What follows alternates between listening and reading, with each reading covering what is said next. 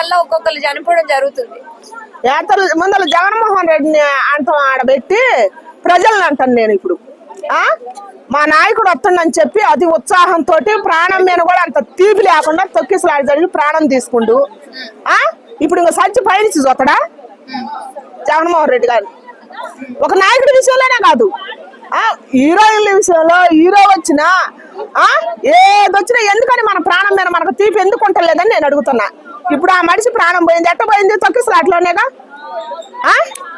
తొక్కిసలాట్లోనే కదా పోయి. ఇప్పుడు నా నాయకుడు వస్తుందని చెప్పి నీ ప్రాణం మీద కూడా నీకు తీపి భయం లేకుండా నీ వెనక నీ కుటుంబం ఉంది, నేను పోతే నా కుటుంబం రోడ్డు మీద కొత్తది, రేపు నా నాయకుడు పెట్టడు, నా హీరో పెట్టడు అని ఎందుకు జ్ఞానం ఉంటలేదు? ఇప్పుడు నిర్దాక్షిణ్యంగా ప్రాణం పోయింది, ఇప్పుడు నీ ప్రాణం పోయినందుకు నాయకుడిని అంటారు.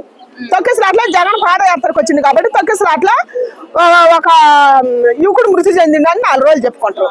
ఆ తర్వాత నీ కుటుంబానికి దిక్కెవరు? అప్పుడు నీ నాయకుని యానిసి వస్తావు, నువ్వు యానిసి వస్తావు, కింద మట్టిలో ఉండి వస్తావా లేదా పైన ఆకాశాన్ని ఉండి వస్తావా? ఇప్పుడు నీ ప్రాణాన్ని నాయకుడు తీసుకొచ్చేస్తాడా? నీ తల్లిదండ్రులకి పెళ్ళి అయితే నీ భార్యకి, నీ ఒకళ్ళ పిల్లలు ఉంటే నీ పిల్లలకి తండ్రిని తీసుకొచ్చేస్తాడా, కొడుకుని తీసుకొచ్చేస్తాడా, భార్యని తీసుకొచ్చేస్తాడా? అందుకని నాయకుడిని అనాల్సిన పని లేదు. తొక్కేసలాడే ఇచ్చల విడిగా పిచ్చి కుక్కల్లా ఎంపడ పడే వాళ్ళనే నేను అంట. మన ప్రజల్ని మన వాళ్ళనే అంట. ఎందుకంటే మన ప్రాణం మీద మనకు ఎందుకు తీపుంటలేదు? ఎందుకు ఉంటలేదు? ఎడంగుండి చూడరాదు?